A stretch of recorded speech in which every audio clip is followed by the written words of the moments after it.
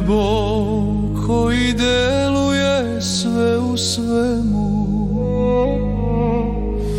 Čuo sam to od Sinaita u jednom trenu.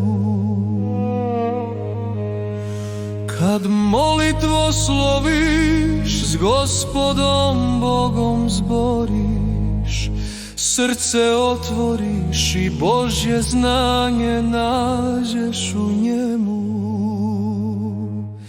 Jer vreme kajanja, vreme je Božjeg vraćanja, čoveka prema svetlu, da od padanja u večitom